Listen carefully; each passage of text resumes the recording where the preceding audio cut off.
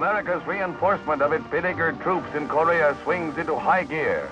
Equipment rolls onto LSTs at a Japanese embarkation port. A mighty supply line is set up as the United Nations answer to the North Korean sneak attack.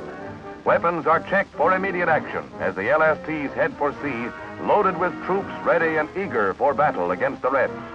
It is a fight against time to bring these reinforcements to outnumbered Americans who now hold only a tenth of South Korea. As they hit the beach, the new units are rushed into action within a matter of hours. Department of Defense films made by Signal Corps and Navy cameramen give a graphic picture of the tactical problems confronting field commanders who must fight a delaying action against a numerically superior enemy. Theirs is the job of making the Reds pay a high toll for every yard of ground. Every bridge is mined to slow the advance on the vital supply port of Busan. As the Red pincers gradually close on the southeastern tip of the peninsula, every road is mined. Mines have been credited with their share of an estimated 400 Red tanks and thousands of communist Koreans. It is a grim seesaw battle in which United Nations forces trade space for time until the free nations of the world can bring their full strength to bear. Even as they dig in for a last desperate effort to maintain a foothold on the Korean peninsula, world opinion is mobilized behind them, and the stage is set at Lake Success for a United States victory in the Security Council of the United Nations. Crowds are lined up for seats for this test of strength based on the question of whether the admission of Red China will be the price of peace in Korea, as demanded by Jacob Malik, delegate from the Ukraine, who takes his seat as president of the council for the current month. United States Delegate Warren Alston carries the fight into the open, refusing flatly to accept the Malik agenda, which would have Red China's recognition as the first order of business. Malik's proposals bring forth some of the most fiery oratory heard in the history of the Security Council, a debate which is entered into heatedly by Delegate Xiang of Nationalist China. In words sharply and unequivocally clear, Warren Alston states America's position that there are no compromises or deals.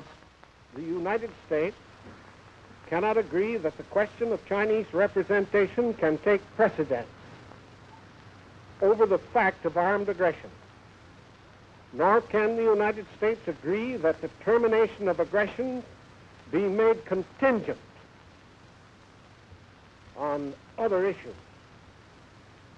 So long as men are dying on the battlefield in defense of the United Nations, this Council will not wish to cheapen their suffering or sully their heroism by seeming to engage in the consideration of deals.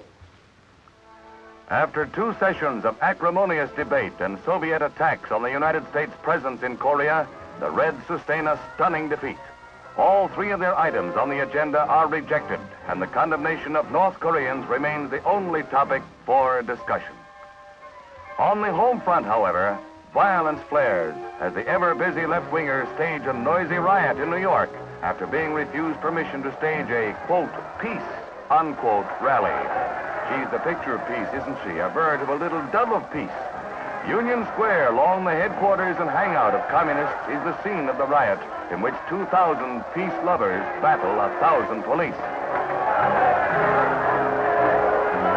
And that doesn't count the new-style light pole sitter, who may be waiting for a red light but gets a green one instead, right on the ground and into the pie wagon. Another enlightened gent gets the heave-ho from the fire department and lands right on 13th Street. When the smoke had cleared, 4 were injured and 11 jailed. These are the people who want peace strictly on Russia's terms, while Reds overrun Southern Korea and pose a threat to the rest of the world.